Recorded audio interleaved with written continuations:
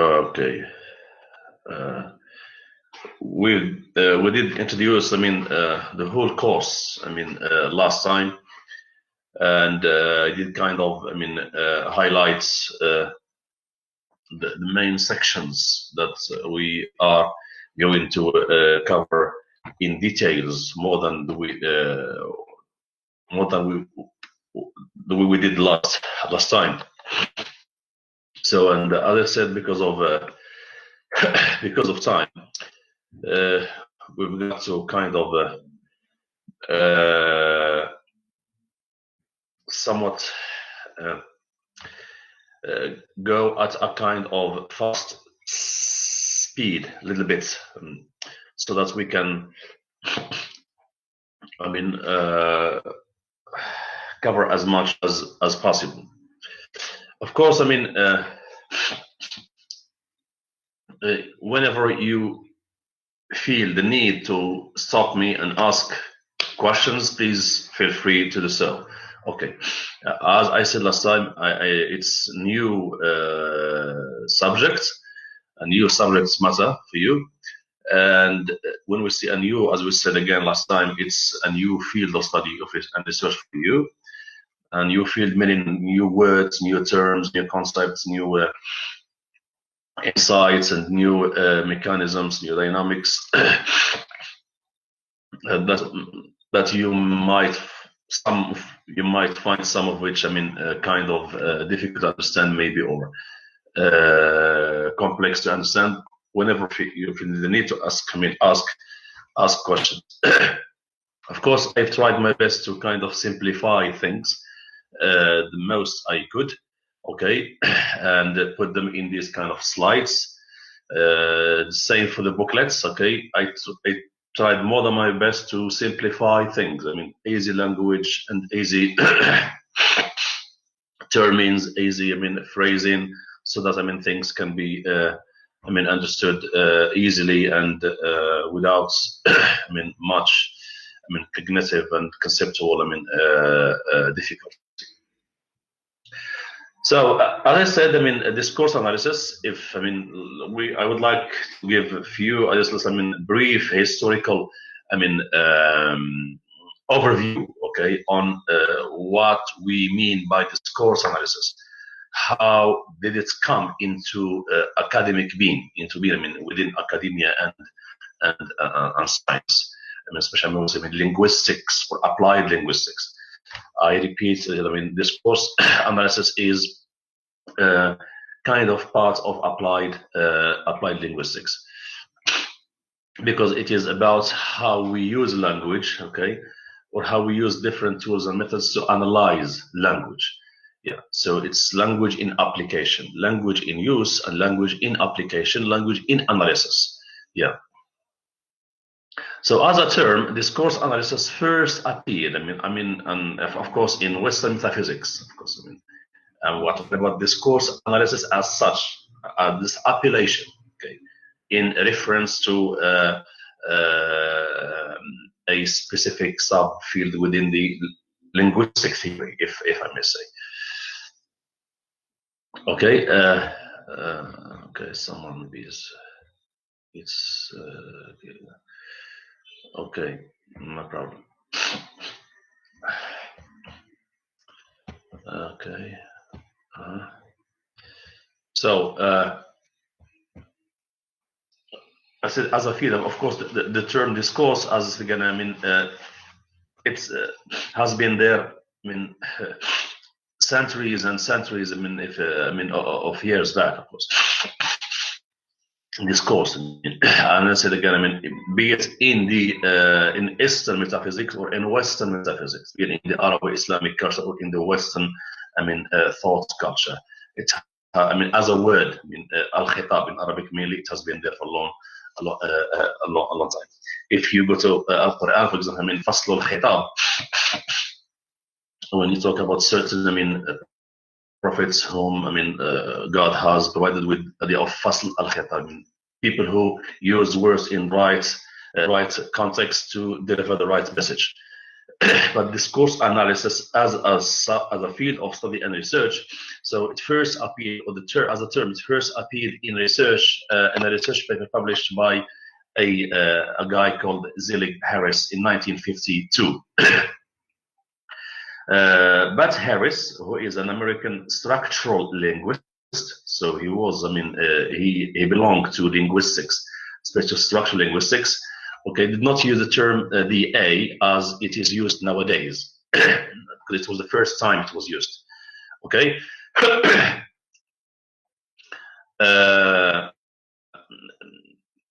But and actually, new linguistic and critical, interdisciplinary, all this, as used, by such discourse analysts as Halliday and Van Dyke. So the first time discourse analysis as a term was used by this Zelig Harris in a research paper. He wrote about structural linguistics, and he felt the need to to coin this term and to use it in reference to the analysis of structure, okay, of given phrases or of given discourse. But it was not used as it is now. As a field, full-fledged, okay, with its own concept and so on and so forth. So no linguistic, and critical interdisciplinarity, as used by such discourse as Halliday and Van Dyke. This means today, the way we use discourse analysis, there is the idea of linguistic and critical interdisciplinarity. Yeah, we use it in linguistics, and also we use it in other fields. Yeah, like I said, politics, maybe in sociology, in analyzing different kinds of discourses. So there's a kind of what we call discursive interdisciplinarity. Discursive interdisciplinarity. What we call social, human and social sciences are interdisciplinary, and discourse analysis provides us with the tools and techniques and methods that are of high use in working in different fields. Okay. So in the 60s and 70s, humanities, scholars started to use the term discourse analysis. Okay, that's 60s and 50s and 70s of the last century. To describe their approach to the study and analysis of social interaction. So some scholars in the field of humanities, okay, started to use the term discourse analysis to describe their approach, okay, their investigation, their work on what we call social interaction in society at large. Okay. And I said last time, when we talk about context in discourse analysis, we always talk about of social interaction. Yeah, the interactants, okay, talking or interacting with each other in a given context. What they produce as language or as discourse there, is all that's the point of analysis in discourse analysis. Okay, the earliest discourse analysts, belong to such fields as ethnography, anthropology, and sociology. So the first people who did discourse analysis, or whom we can call as discourse analysts, okay, belong to fields as ethnography, okay, or anthropology and sociology. So those fields were like kind of the beginning, the beginnings of visualizing and using and operationalizing, okay, discourse analysis as critical analytical approaches. Yeah. Now, many of you actually are doing your PFO, your research monographs, okay, and you have an analytical part, of course, and you will find yourself kind of, of course, you have to come up with a specific approach to do the analysis, okay, in your practical part.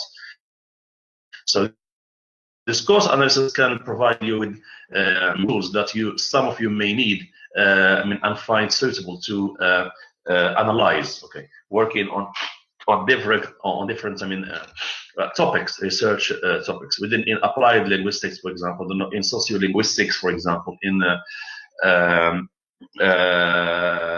other, even in theoretical linguistics, okay, structural linguistics, you might use discourse analysis, and it might help you, of course, in a scientific manner to do your theoretical parts. So not language use as such, okay, but social interaction. This is very important to bear in mind. So language in use, of course, is important, okay, and is relevant in discourse analysis. But at this level, talking about social interaction, okay. And this last time when we focus on spoken discourse, not written discourse, spoken discourse. Okay, and the spoken discourse, of course, happens, within a framework of social interaction or of, say, human interaction or human communication acts. Yeah, of course. But these human communication acts take place in a social, context. So, of course, especially if it is outside classroom, context. Okay. So, was the main focus of study in these three fields. Of course, when we speak about anthropology, okay, study of culture, okay, and its effects on given communities in given regions or places or contexts, okay, or when we work with sociology, okay, that is the idea of man and society happens, or ethnography, the study of ethnicities, okay, or the ethnic roots or the ethnic development or identities of given communities, okay. People or analysts used to focus on the social interaction that takes place between people or among people, okay, and they take certain examples or samples and they analyze them, okay. So discourse analysis was of use in this. Hence the idea of ethnomethodology, which was adopted as a method, okay, to analyze, okay, and the interaction. That interaction, that social interaction, which Harold Granfinkel, an American sociologist, okay, he is known, and a famous sociologist, was the proponent user. Okay, this guy used this to analyze the social interaction from a sociologist or from a sociological perspective. So we had sociology there, we had anthropology, we had ethnography as three main fields in which discourse analysis was used, okay, to carry out analytical, critical assessments and analyses of different phenomena, okay, that had been chosen or taken as a research topics, okay, or research problems, okay, by the sociologists or anthropologists, or if you read Stewart Hall, for example, okay, Lily Strauss, for example, okay, Hofstede, for example, as anthropologists, you will they have made use of tools of discourse analysis, especially in anthropology.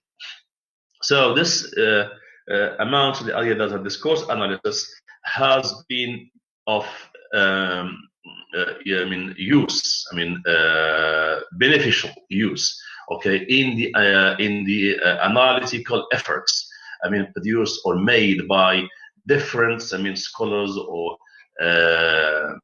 intellectuals or analysts, be them in sociology, be them in anthropology, be them in ethnography, be them in linguistics, as we will say later, and be them in politics, be them in education, be them in applied linguistics, and even in literature.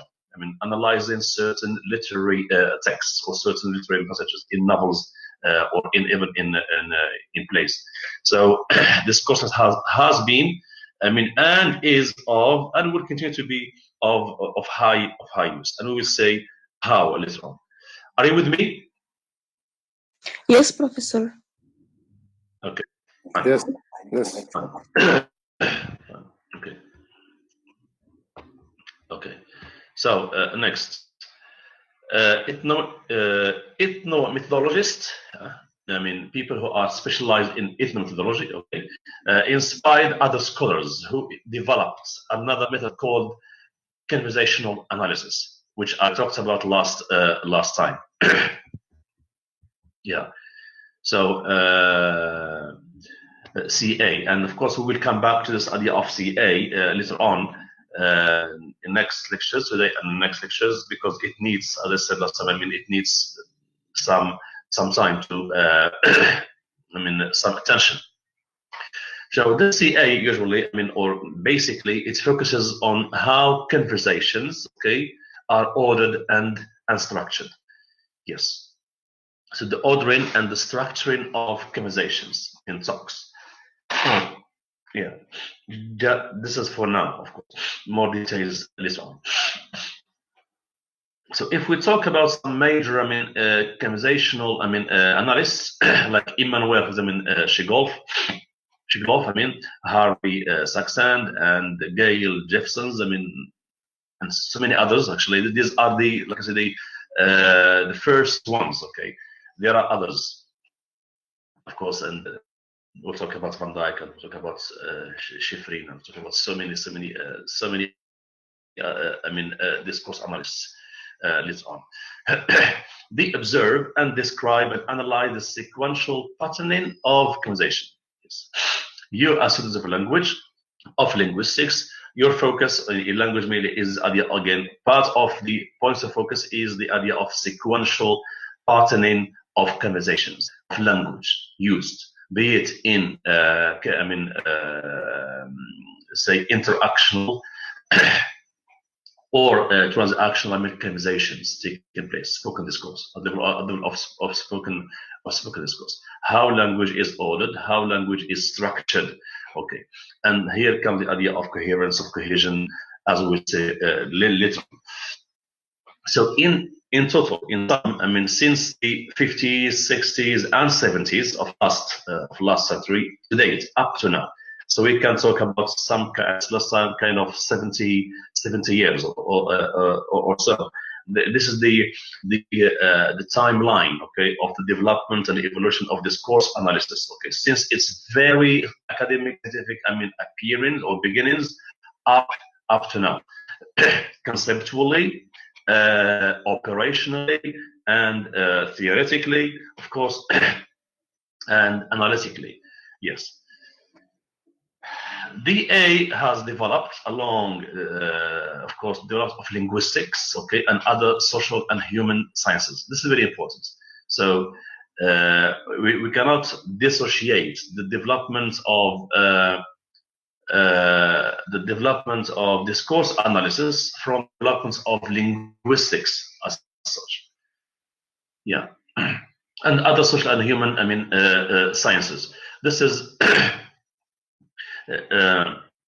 it's a must-know idea, actually, yeah, and that refers us to the idea of interdisciplinarity. Okay, so we can talk about a linguistic and social, human, interdisciplinarity, out of which discourse has developed and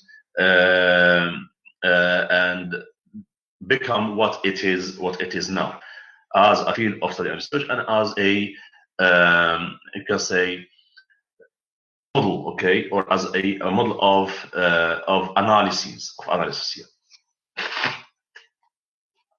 So, of course, as well as the development of the relationship between language, man, and society.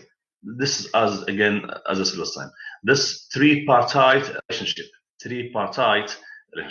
man, society, and language. Okay. What man does with language, okay, to live and survive and lead life in a given society.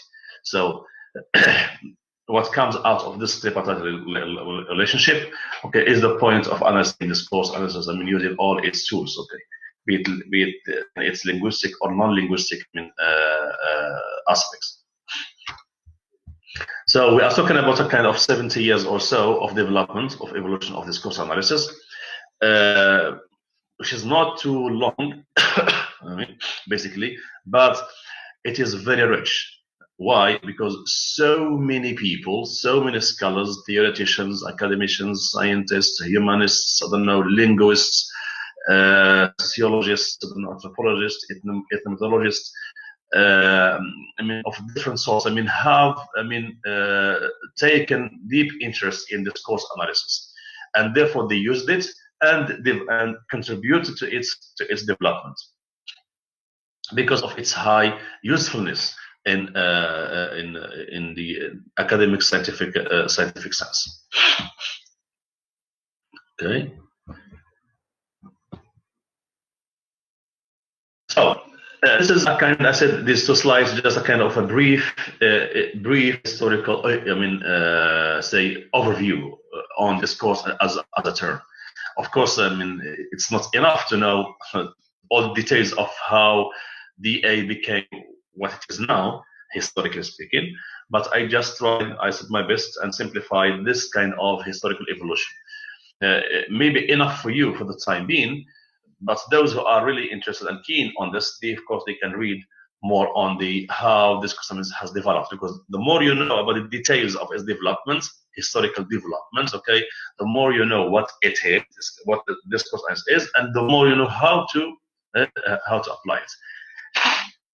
So now we start giving, kind of, definitions. Okay, some definitions, basic, essential definitions of discourse analysis. Okay. First discourse, then discourse analysis. Okay, are you there? Yes, Professor. Yes. So, defining the word discourse first. The word discourse as a word. Discourse, not discourse, just discourse as a word. Okay. Okay, كلمة خطاب in Arabic. Okay. So we have narrow definitions and wide definitions. Narrow, okay, like it says specific, okay, definitions and broad definitions. So if we speak some etymology, okay, etymology means the historical beginning and development of words, okay, of words in any language. Okay. Any word that you really want to understand kind of fully, you have to trace its etymology. Okay. That is, you go to the very first roots, okay, of that very language, and then to its coinage, okay, the very beginning, the first time it was coined, and then how it has developed over time, across time, okay, to date. So etymologically, the word discourse comes from the Latin word discursus, okay, which basically denotes or means conversation and speech. So this Latin word, of course, you know, so many European languages are. I mean, Latin is their mother. The main source. Okay. So discursus used by Latin people to mean conversation, okay, or speech, very simply. Discourse, therefore, it is. I mean, if we speak this etymology, and no scientific, no academic, okay, reference is meant in this etymology. But now we start to give academic specialized definitions. Okay, so discourse as a term, okay, it means a continuous stretch, continuous stretch or chunk, okay, or set, okay, of language, especially spoken, like if a number of words, words ordered and structured in a given manner by a given person to say something, okay, in a spoken form, okay, larger than a sentence, okay, larger than a sentence, okay. So you cannot go by the idea of these typologies of sentences, simple sentence, compound sentence, complex sentence, compound complex sentence, compound sentence, and so on. So depends on different kinds of sentences. Okay. So you take it from now that discourse, okay, is a continuous or a continuum, okay, like you have a kind of a start, a beginning, then a development, then a kind of ending of a set of words, large sentence, most usually meant to be spoken, not written, okay? Often constituting this stretch of language, okay, this continuous stretch of language rather than sentence, often constituting what? A coherent unit. It's very important. Larger than sentence, but it doesn't mean, like any other, incoherent unit. It should be a coherent unit. وحدة متناسقة على مستوى المعنى ومستوى المبنى، مبنى ومعنى. وحدة متناسقة. No matter how long it is, okay, no matter how formal, informal it should be this coherent unit. Okay, so for example, a sermon, okay, an argument, okay, a joke, a narrative, a story, maybe a poem, maybe a song, maybe an interjection, an utterance, but it is a coherent unit. This is very important. Yeah, because discourse should be meaningful. Yeah, that is a kind of idea. Okay, is there, is understood. Yeah, no matter what this idea can be, I don't know, bad idea, good idea, complex idea, easy idea, stupid idea, brilliant one, it doesn't matter. But there is an idea in there.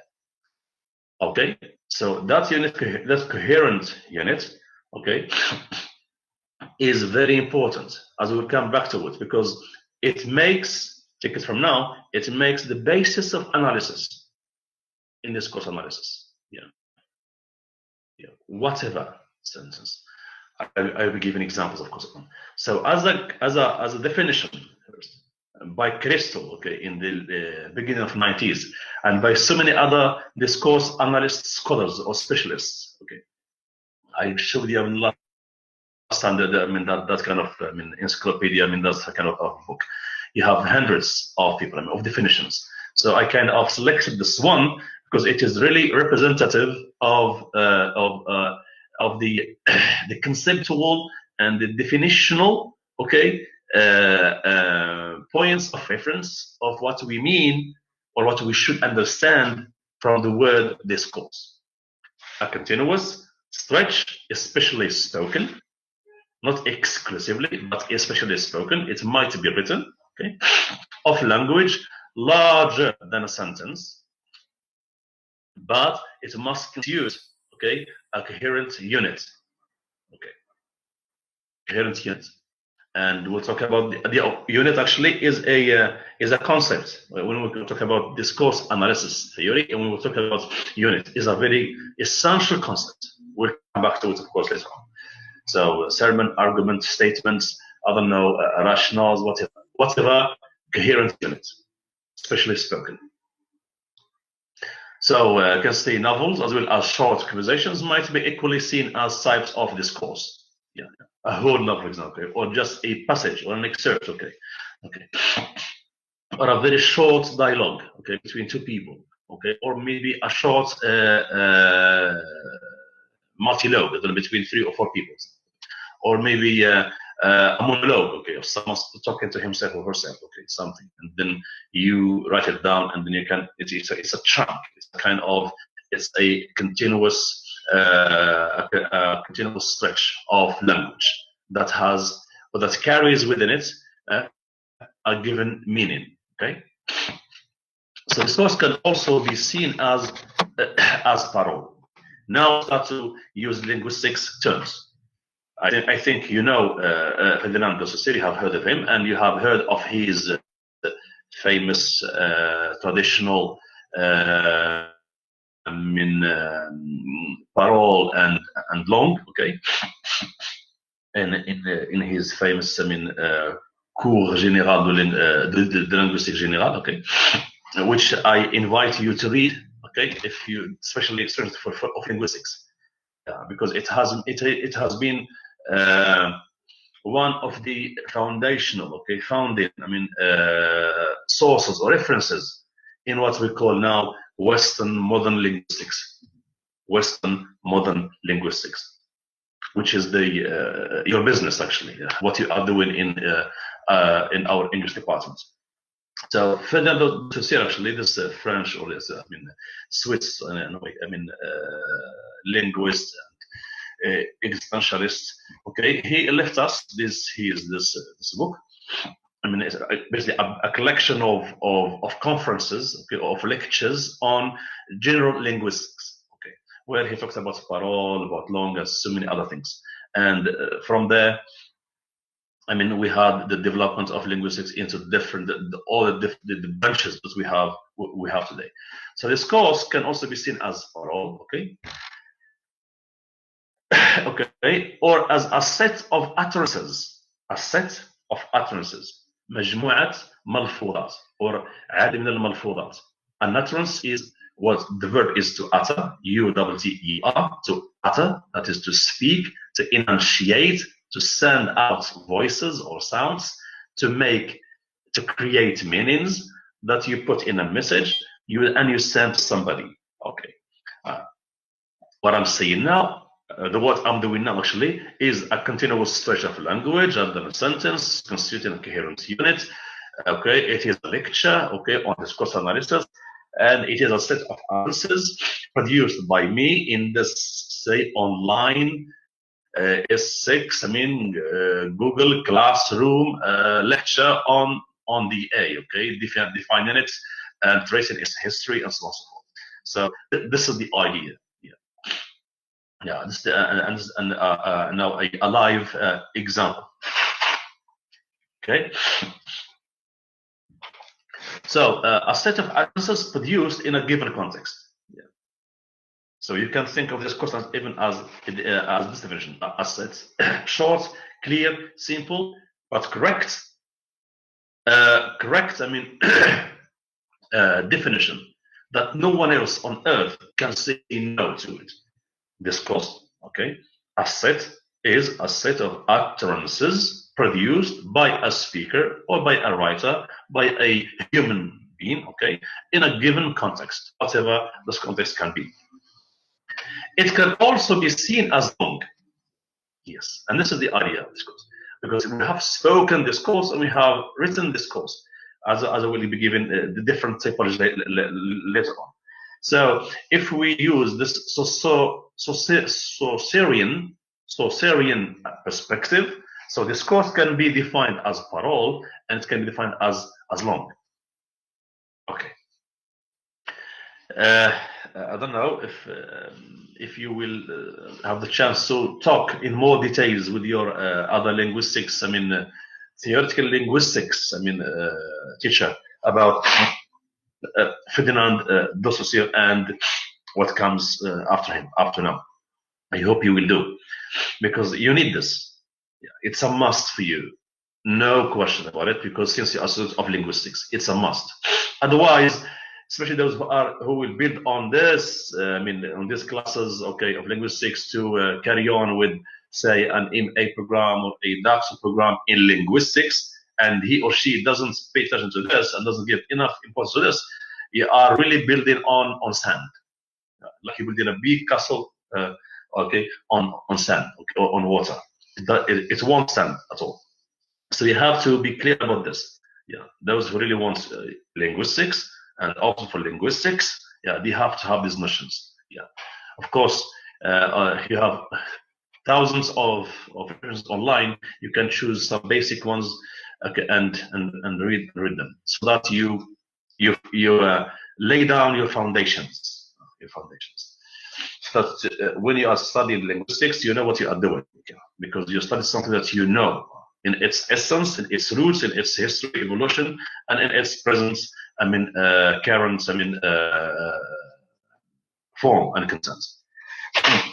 So this course, the last, in the slide, the last statement in the slide is a stretch of language perceived to be meaningful. Perceived or assumed to be meaningful, unified, purposive, okay, language in use. Okay, so as I said before, it's a coherent unit, but not a say a meaningless coherent unit, or a disunified coherent unit, or a non-purposive coherence unit, which means it's a set of language, okay, that should have a meaning, that should be a unity, that should have a purpose.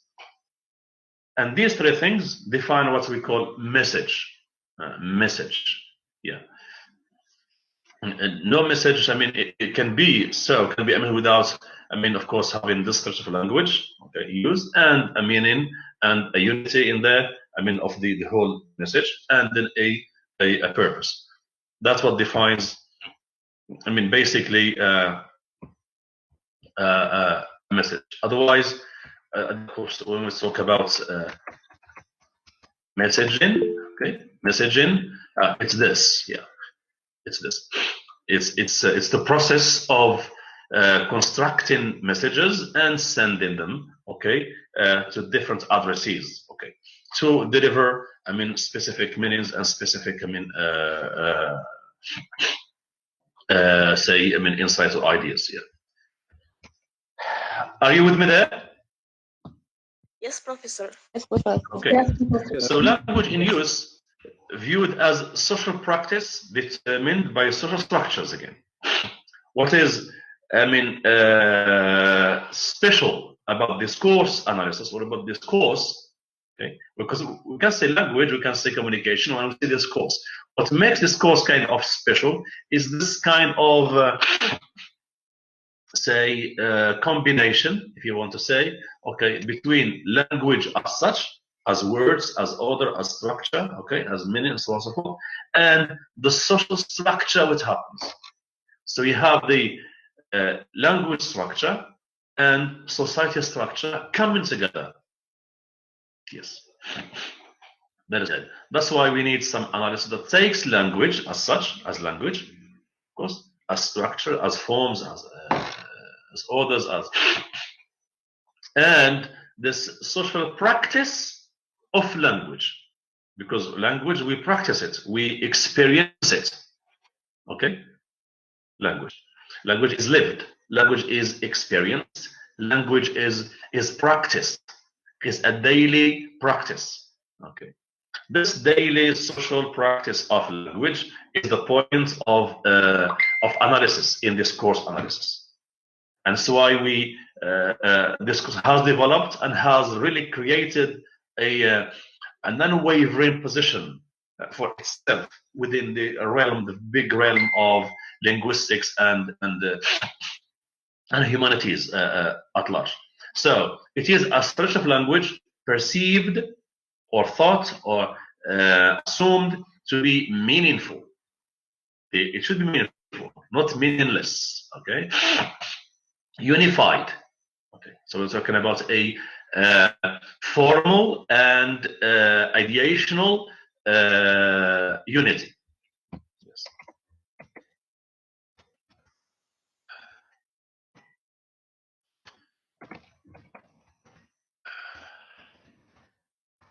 Yeah. So in terms of form, it's a unity. You have subject, you have verb, you have complements, you have blah, blah, blah. And in terms of idea, it is also a unity. You have an idea there. Yeah, I mean, expressed. Yeah. Within a within a social structure or framework or context. Yeah. Okay, is that clear?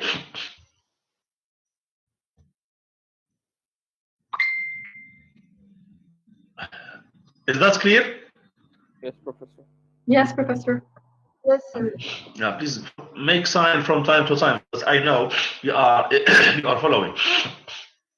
Professor, So can I move on? Professor.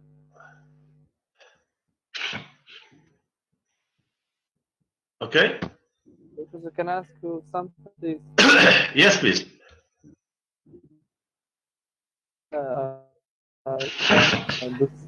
The sophist. Please speak up, if you don't mind. I can't hear you well.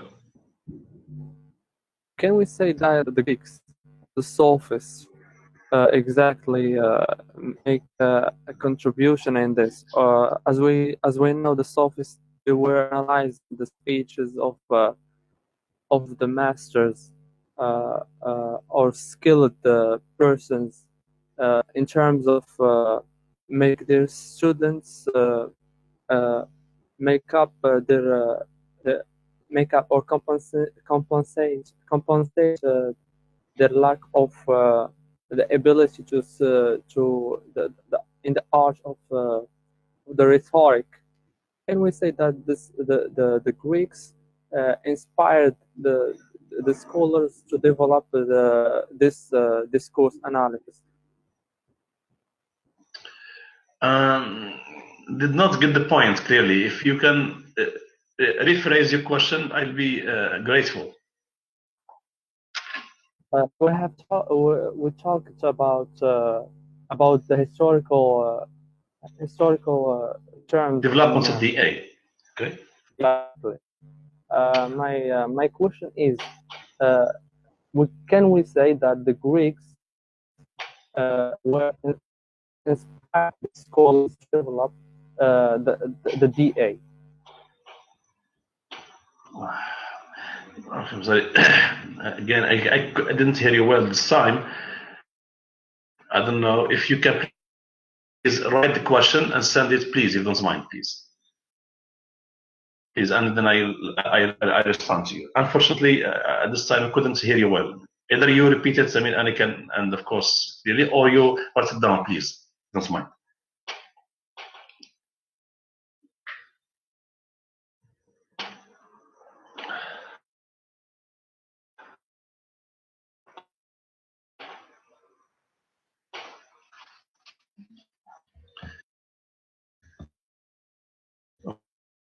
Okay.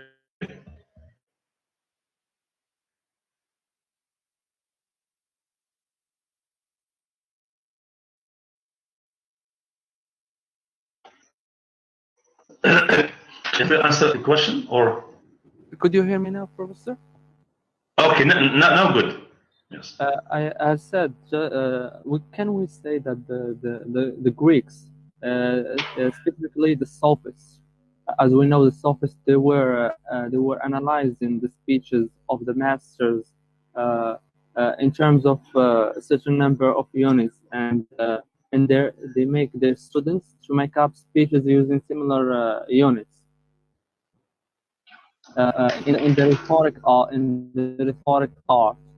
My question is, can we say that the sophists in general were inspiring the scholars to develop this term of discourse analysis? Okay. I'm sorry, but please, again, if you don't mind, please. Yeah, please. I hope now I can get things just clear. Yes, please. Yeah, please. Yeah. Yes, please. I'm sorry, but go ahead. Can we say that the Greeks, especially okay, especially the sophists, as well? Yes. You mean Stoics or I don't know. I have to hear about this. Sophists, Professor. I don't know this word, so I'm sorry. Sophists. Okay. Sophists. Yes, they were. Okay. They were.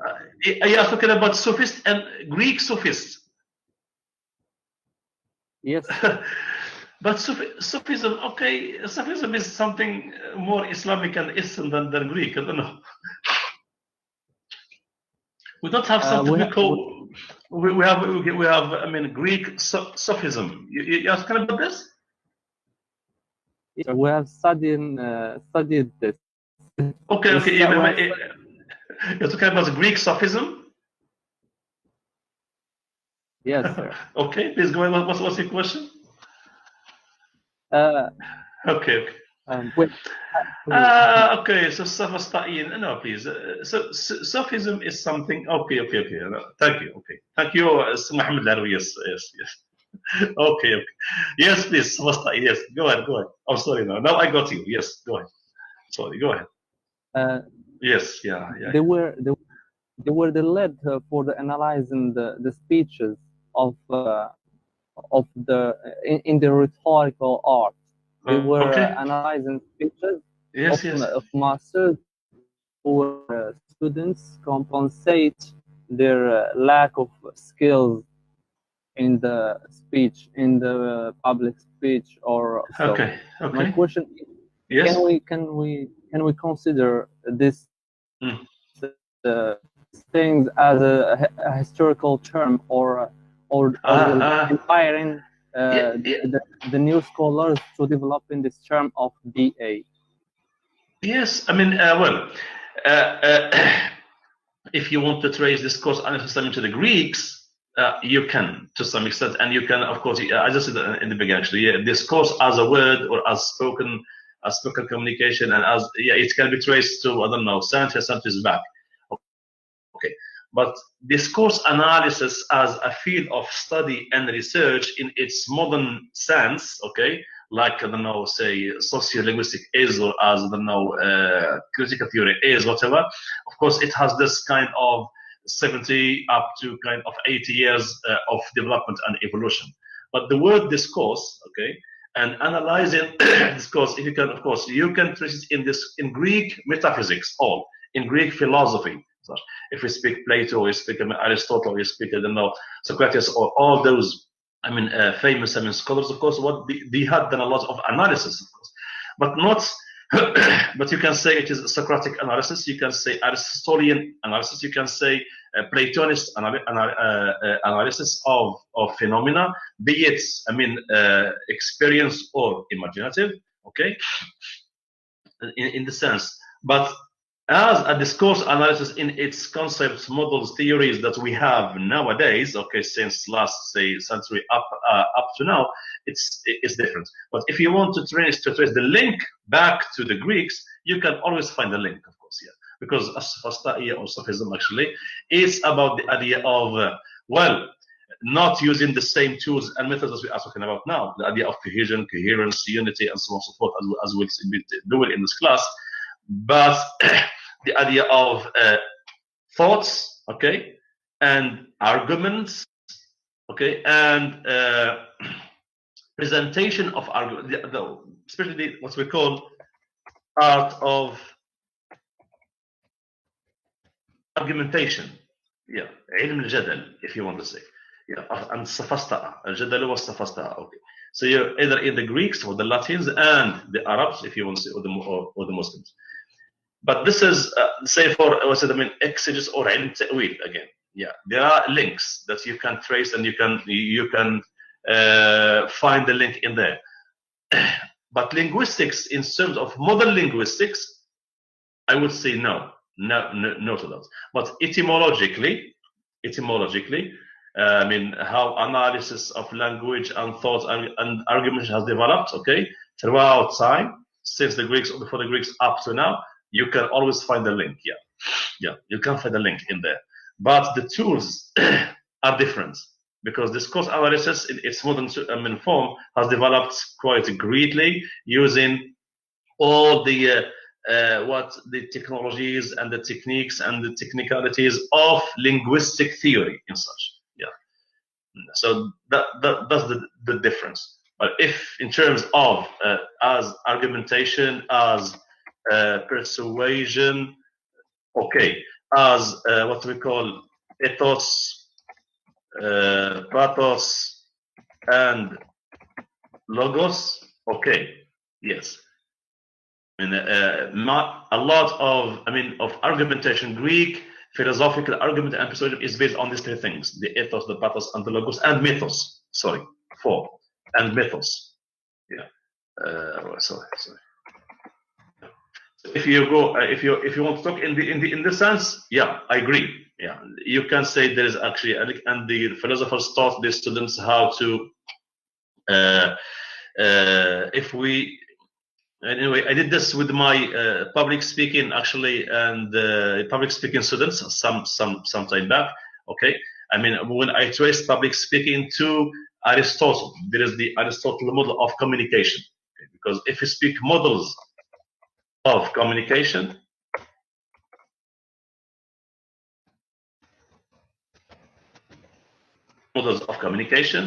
of course, you can turn them to the Greeks. And as I said, the idea of Aristotle, I mean, actually, just a matter of time. Maybe next time I show you the model itself. I have it already, actually, in my public speaking, I mean, lectures. So how to communicate, how to deliver speeches, how, I mean, first to create and deliver effective and influential speeches. Okay. In this sense, of course, it is a discourse. It's a kind of public the discourse, yeah, in the sense. But in the modern sense of using discourse analysis, the analytical tools, and in the modern sense, well, there is a big difference. But what we have today, it can be seen as a kind of a historical development of what we had with the Greeks in terms of communication and in terms of mediology, if you want to say, okay, mediology and intermediality. Yes, in these terms that I am writing now, yeah, you can do that. Yeah, and of course, when we say mediology and intermediality in the Greek sense, again, of course, it's mainly argumentative, it's mainly persuasive, it's mainly philosophical, it's mainly communicational, spoken, and sometimes written, but not the without including what we now have as media, of course, technologies, because of the difference. But still, you can trace it back to this, okay? Because media are the development of the extremities, the development of the human extremities, as Marshall McLuhan, argues in his book Answer the Media, and when he talks about the idea of technological determinism, technological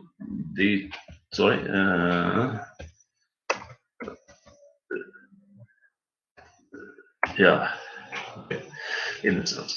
So yeah, in this sense, I agree. Tracing the link, the etymological link, okay, or the argumentative, persuasive, discursive, okay, link to this as discursivity, discursivity, okay, discursive, discursive. As discursivity, okay, الخطابية or الخطابية, okay, yes, yeah. Because في الخطابة, of course, it has always been there, okay, since the Greeks and before the Greeks, okay. If you, I don't know, since Adam and I don't know his son Sheath, and then you go and it's always has been about al-khataba. Okay. If you look at the idea of prophets and their communities, okay, and the delivering God's message is speech, it's khitab, okay. Convincing people to believe in God and follow His teaching, blah blah blah blah, so on, so on, so on. In this, of course, the same way. This is what the Greek philosophers did. Yeah, Socrates did it. Aristotle did it. Plato did it. Their students also did it. It's a matter of khataba and khitabi and discursivity. And philosophizing.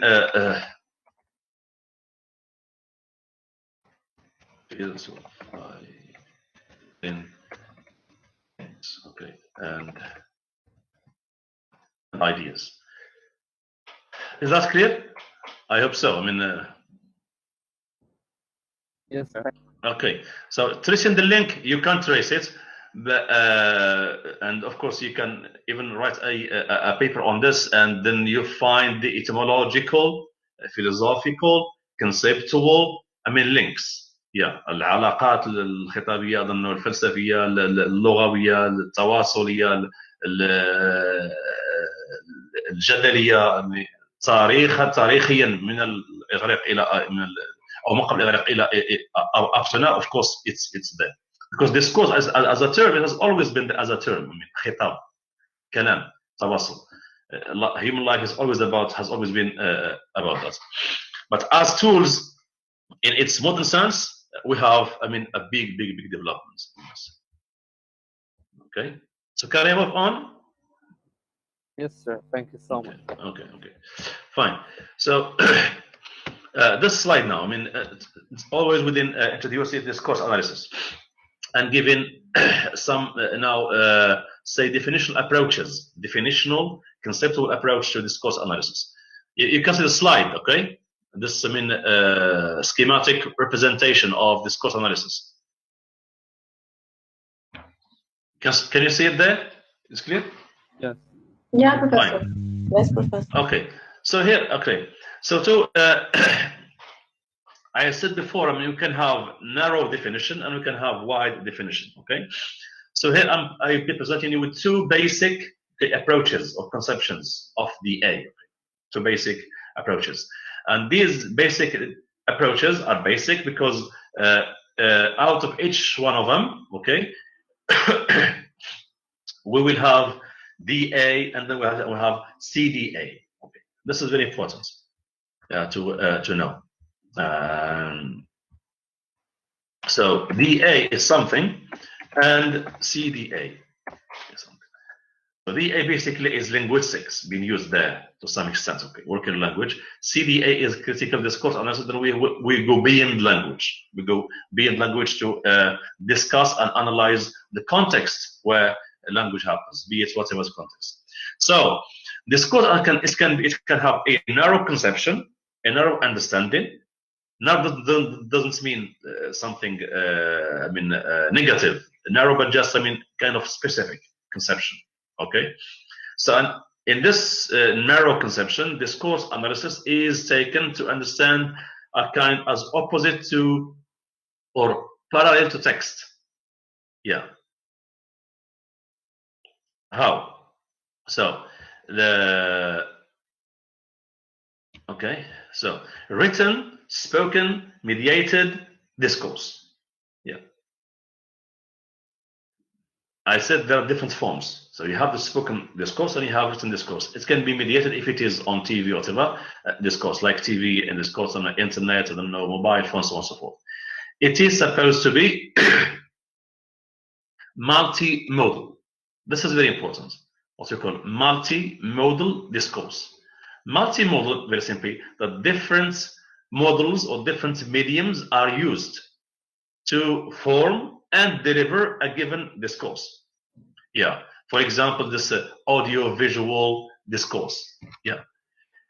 If it is a mediated discourse, say, I don't know, a movie, I don't know, maybe a news bulletin, maybe a talk show, whatever. So what we see and we hear, and sometimes even you have subtitles there. So you have a combination of what is written, what is spoken, and what is, of course, here. So you have the audio, the visual, and the scriptural elements involved in one unit, giving us what you can call a mediated discourse. Yeah. So this conception, it's about language as spoken, language as it is being spoken, like now, or language as it is being written, or language as it is being mediated. So this is what we mean by a narrow, specific, conception of discourse analysis.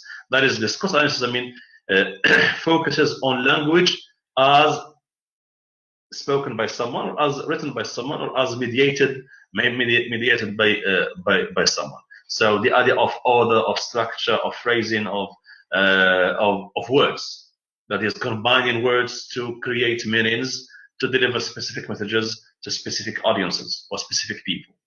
Yeah. So language as a system of communication, as such, spoken or written or mediated.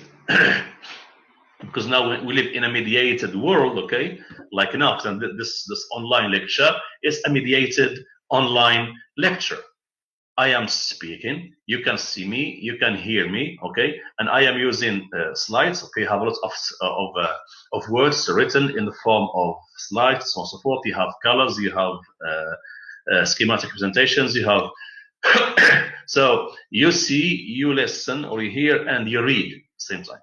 And all of this, what you see now, okay, as me speaking, okay, as me writing, okay, and as a slided presentation, this combination is a discourse, a mediated discourse that I am now trying my best to put it in a kind of, say, meaningful, smooth, easy to digest lecture, sending it to you using, of course, Google Classroom and using what we call internet highways, so that you can receive me live, streaming, listening, watching, and understanding at the same time. This is a mediated, a good example, a live example of a mediated discourse. So I answered this again last time. If you want to do some analysis of what I am doing now, I am lecturing on, using, of course, my laptop, using my, electricity, using internet, and using softwares like PowerPoint, using my voice, using my kind of body language. All of this amounts to one thing, and say it's a lecture that is, in its essence, a mediated, a live mediated discourse cast to you as students, as receivers. So this is the narrow conception. It's language as being spoken, or as being written, or as being mediated, to express different meanings and messages. Of course, stands to specific audience. Okay, like now you, students of S6 students, S6 students of discourse analysis. Is that clear to you? Yes, Professor. Yes, Professor. Yes, Okay. Professor. Fine. Okay, please. Of course, we are going to come back to this narrow conception time and over, throughout this course. Of course, in more details. Every lecture coming, it's a kind of detailing of what we mean by a narrow conception. Yeah. Before we move to the CDA, when we move to CDA, then we move to the wide conception. So wide conception means discourse as a social practice. We, as I just said, just a few minutes earlier, I said, that we experience language. When we speak it, we experience it. Okay. And as students and teachers of language, we talk always about the idea of language mastery, language proficiency. And this language proficiency, it's about experience and practice. Yeah, in part of it. Yeah. So what people do in their daily life, they actually live with language and live by language and experience language. That's why for discourse analysts or specialists, they talk about discourse as a social practice. كممارسة اجتماعية، الخطاب كممارسة اجتماعية، وهذا ما يقع أصلا. نمارس حياتنا الاجتماعية بواسطة اللغة تواصلا وجدالا So, and it is a social practice, a pattern, okay, fine, and or a structure, but social. What happens in society, among people using language in all walks of life, When you go to the grocery and to buy, I don't know, whatever spices, whatever thing, and you experience language with the guy there, or you go to a convenience store to buy some yaourt, whatever, or you go to the supermarket to do some shopping, or you go to the sueqa to buy some vegetables, whatever. You practice language. You go, to a coffee shop, then you practice language. You go wherever you go, you are practicing, using and practicing language. This is what makes discourse analysis different from other linguistic, branches, because it's kind of course, you would say we have this in sociolinguistics. Yes, true. We have this in pragmatics and sense. Yes, true. Of course, Okay. But discourse is larger to use. It does use pragmatics. It does use sociolinguistics. It's large practice. That is the idea, because discourse is a kind of umbrella term that includes under it a lot of what we do as human, as speaking species in daily life. So by here we mean that language has been practiced in different fields and walks of life: home, kitchen, work, movies, hospitals, courts, etc., and so on and so forth. So the point of analysis is not only language, but language has been practiced in a given context. This is the idea. Language has been practiced within a specific context of life. Is that clear? Yes, sir. Yes, Professor. Okay, nice. So don't lose sight, please, of this bifurcation of discourse as it's a narrow conception and wide conception, because we are going to, I said, go back to them from time and over, actually. Because what we are going to do next is based basically on this say categorization of discourse analysis or definition of discourse analysis or basic approach conception of discourse analysis. Yeah. So this before the advent of discourse analysis, as I said, language, both spoken or written, was mostly analyzed as a structure. This explains what I was. Now I think things will be made clearer for you actually. So before we had discourse analysis as it is now, okay, in the modern sense of it, okay, language, both spoken or written, was mostly analyzed as a structure, okay, without much importance given to the context. Yeah. For example, I mean, we as Arabic speakers, okay. You read, for example, now whatever. I mean, say any kind of passage, be it say Quranic passage, for example, okay, or hadith, for example, okay, and you find an imam or a khatib or a faqih, okay, explain to you what does the hadith, does ayah means, okay, and he talks, okay. Prophet said this, I mean, the other guy said that, Sahabi said that, and so on. So a kind of explanation. But you don't find, it's not really, it's kind of rarely when you find someone using some linguistic tools to dissect that ayah for you, dissect that hadith for you linguistically, I don't know, discursively, and so on and so forth, and then only few Islamic scholars do. Those who have this, I mean, kind of great knowledge about the linguistic theory and its tools and so on and so forth. So you have this kind of, say, general, maybe contextual, maybe analysis of this ayah or that hadith, but not as a structure, okay? I mean, linguistic and so on and so forth. Yeah, using linguistic tools and so on and so forth. So discourse came to give us this ability, okay, to carry out a methodic and systematic, analysis based on rigorous, okay, specific and tried, tested methods, okay, of analysis. Yeah.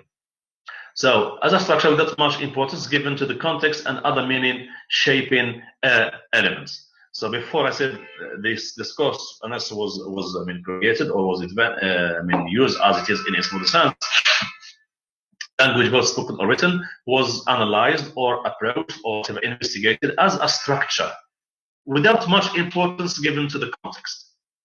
Okay. That is that is the idea. We have something good in Islam. For example, we want to talk about analyzing Quran, for example. Okay, Asbab al-Nuzul, for example. This is something good. Yeah, Asbab al-Nuzul. Okay, it's part of the context. Yeah, so it puts that ayah or that hadith or that ayah in the when and how and why it came down. Okay, for what purpose?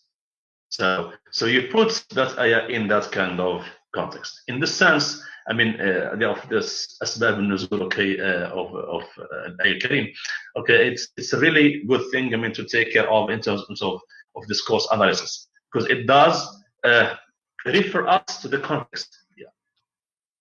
Someone may take one ayah from Quran and say, it means this, and start maybe and to kind of a wrong interpretation of that ayah.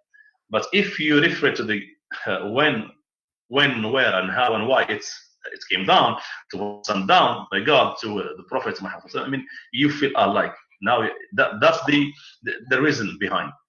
But of course, not enough. Okay, you have to add more. Then you will see that ayah how many meanings it will produce and give to us. That's the idea. So the idea of contextualization, it's very, very important. I mean, to put it in one word for you. One word, okay. For you actually a little bit of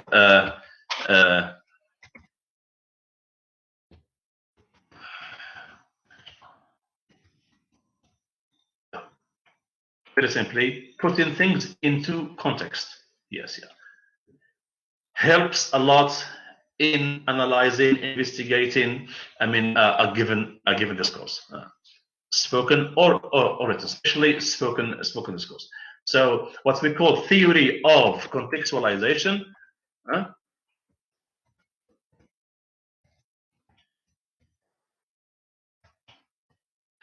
It's sorry, contextualization. Yeah, it's very essential in a sense. And discourse analysis cannot be, in its wide conception, cannot be operated without the idea of context. So always this text and context. Yeah, text and always text and context. Yeah. I'm giving an example of text. I mean, you hear someone say, "I tell you something," a message, whatever message, and you report that message to someone. So what you are doing, you are reporting, yeah, my message, okay, to someone else. Okay, that reporting, that reporting, okay. If you are not a faithful reporter and a contextual reporter, I mean, you take care of the context of things, okay, and so on and so forth, you may give some sense of deformation, okay, of that very message that I cast to you, okay, and then you end up not by reporting or or delivering the message as it was initially.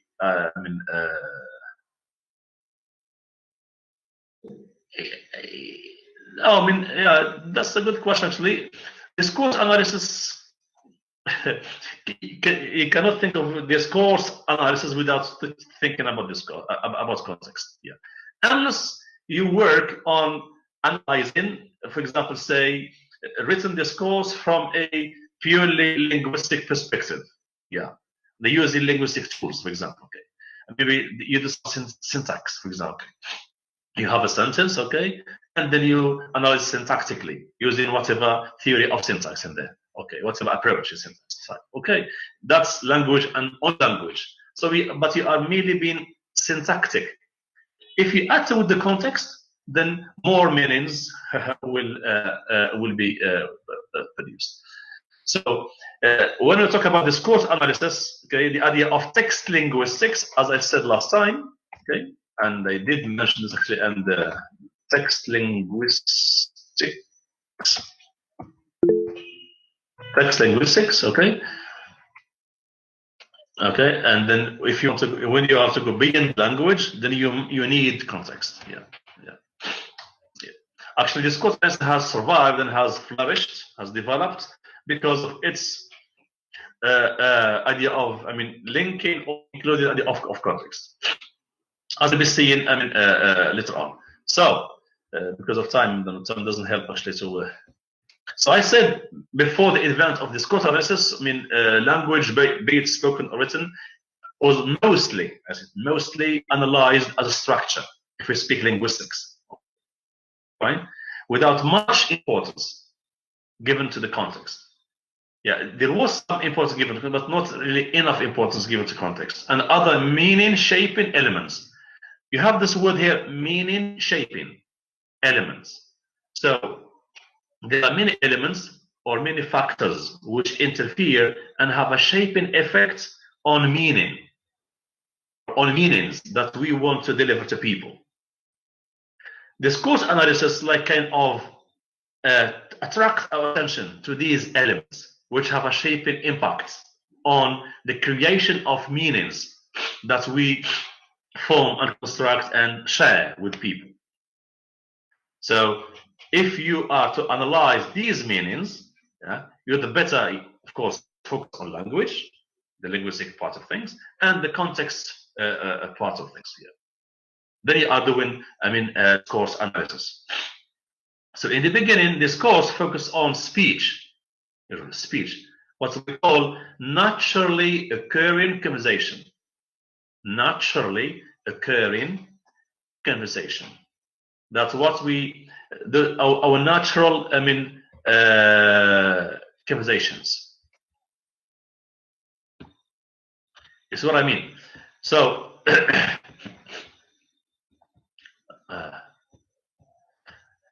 and pay attention to the word naturally. That is, when we speak, of course, we are supposed to speak in a natural manner, of course, spontaneous manner, okay, and in the natural context, because speaking and communication has become it's our own our daily habit. It has become something habitual. Of course, it doesn't mean we speak without thinking. Of course, we speak and we think, but it's a habit. Yeah, we very fast, and we especially the feedback response sometimes very fast. You receive the message, you understand the message, and you give your feedback in quite no time. Okay? Very few seconds. Yeah, this is what we do. Yeah, and of course, when you don't understand something, then you ask questions or you try to think or reflect. I mean, to take more time. I mean, to understand things. Maybe ask questions. The guy to repeat, maybe as I did with the guy before. Actually, please repeat because of sound problems, because of conceptual. The idea of sophism, Greek sophism, for me was this. So it's kind of then it took me time to understand what he wants to say, but I did not give in, did not give up. Okay, I asked the guy to repeat the question. I don't know, maybe 4 or 5 times. Yeah, till I got the idea. Okay, I understood the idea. Then I started to analyze or to give my feedback. So this course actually, I mean, focuses on things in this way, or especially, on speech. Basically, on speech in the beginning is on what we say, speech, or what we call naturally occurring conversation. المحادثات أو التواصل الذي يقع بين الناس بطريقة طبيعية.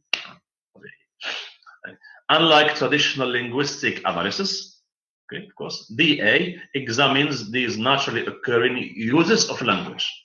Yes. استعمال طبيعي أو الطبيعي للغة, which extends beyond the sentence in its grammatical syntactic sense. So what I said, when you do some grammatical analysis, yeah, you are just dealing with sentence, and you are inside sentence. You don't move from out of sentence.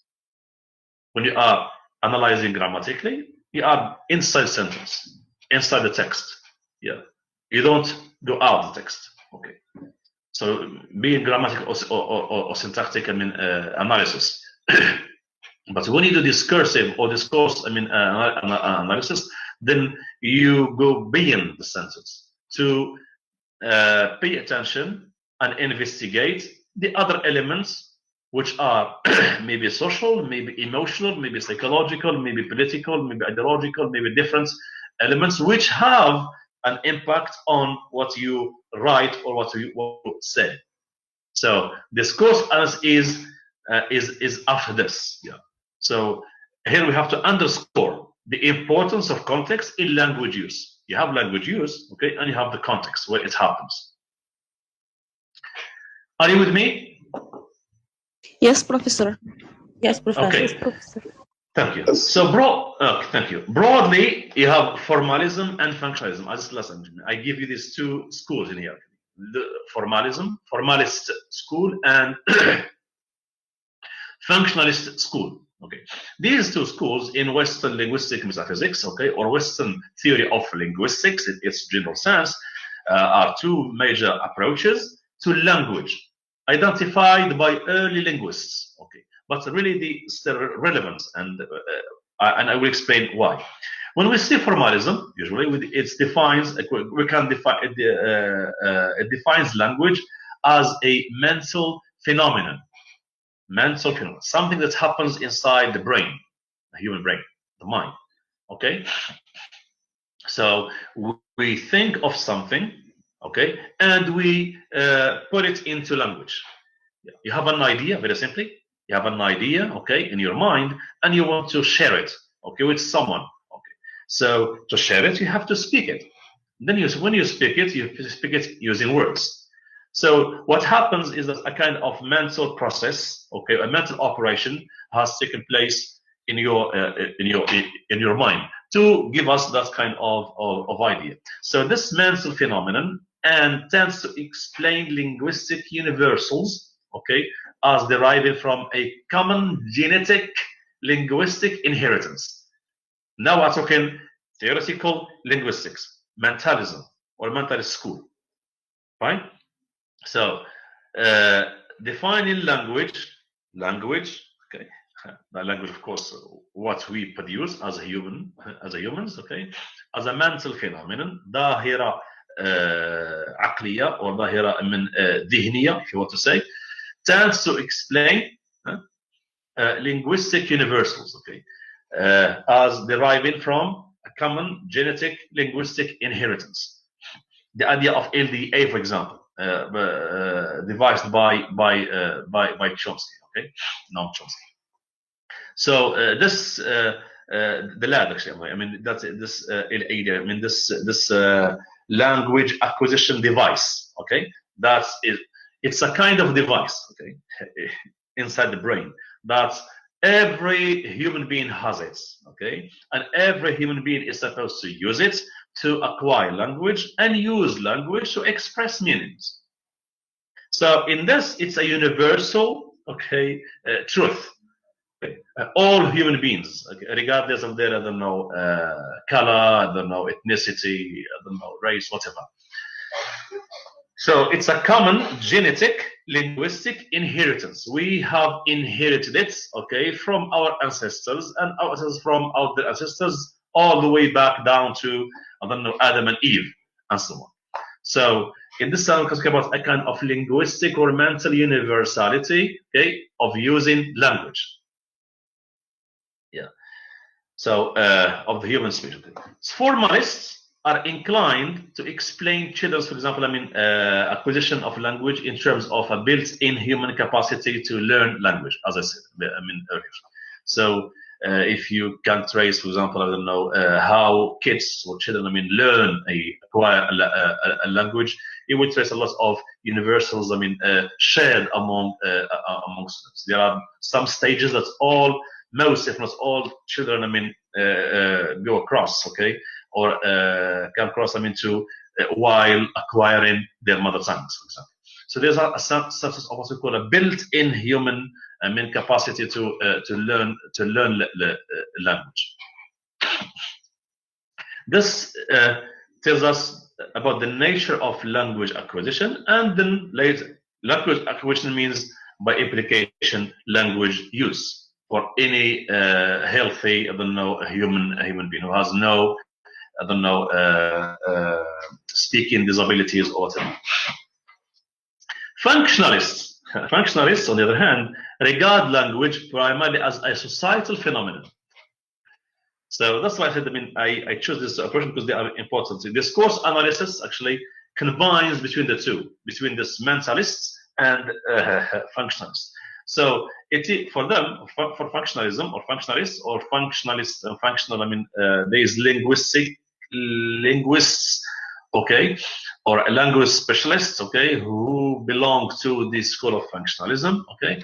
Functionalists regard language primarily as a societal phenomenon, كظاهرة اجتماعية or مجتمعية, if you want to say.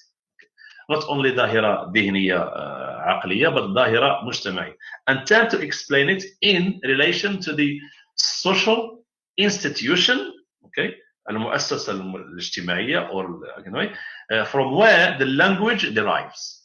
Yes. Home is a social institution. School is a social institution. Mosque also is. I don't know. Shopping market. I don't know what it is. I don't know. Coffee shop is. All those places, okay, where we use and we learn language. So here you are, as though the functionalists want to tell formalists or mentalists, okay, please, language is not only, I mean, those words that we have in the brain and we use to express language, but language also is a social practice, as I said earlier. So this combination is very important, very, very important. Yeah. And those who are really after, I mean, linguistics, they have to take care of this combination. Yeah. This, say, formalist, functionalist, okay, combination of language. Of course, again, please don't just limit yourself to this. Of course, there are so many other linguistic schools, cognitivism, I don't know, behaviorism, all these constructivism. I mean, all these are very important, of course, to know. Very important to know, because they give us ideas about how language is formed, how language is used, okay, to deliver and create meanings in the end of the day. So the approach to the A is functionalist. Basically, I said Dominican using, I don't know, someone wants to. Okay.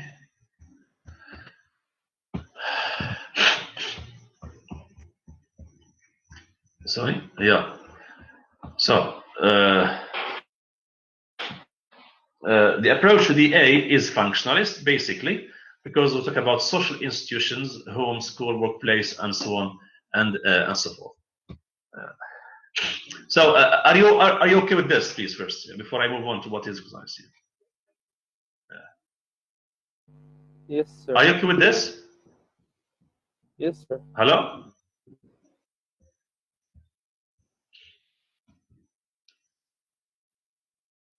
Oh, Allah.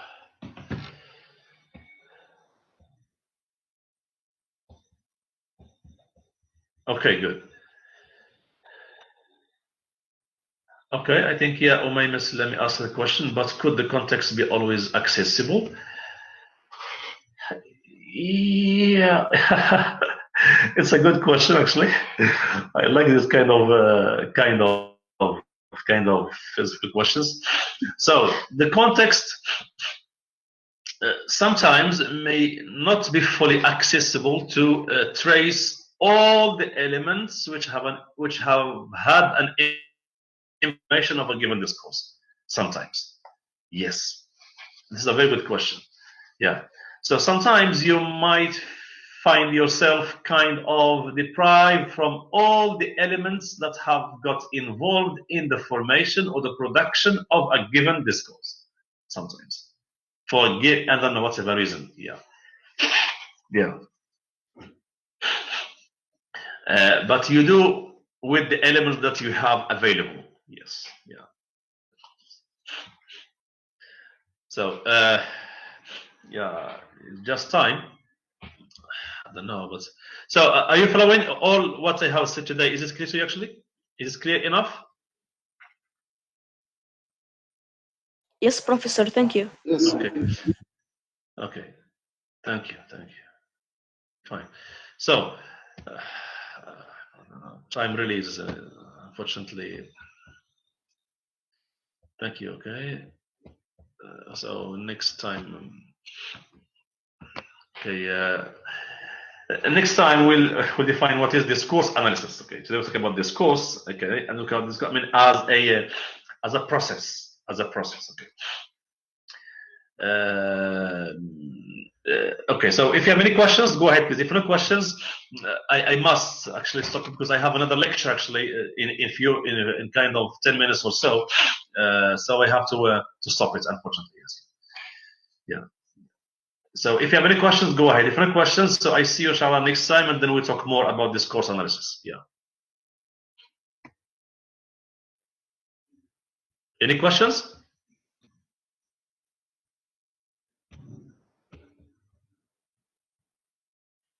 Okay. So. No, thank you, Professor. Okay, thank you. So. Okay, thank you. So see you next time, inshallah. See you next time. Bye bye.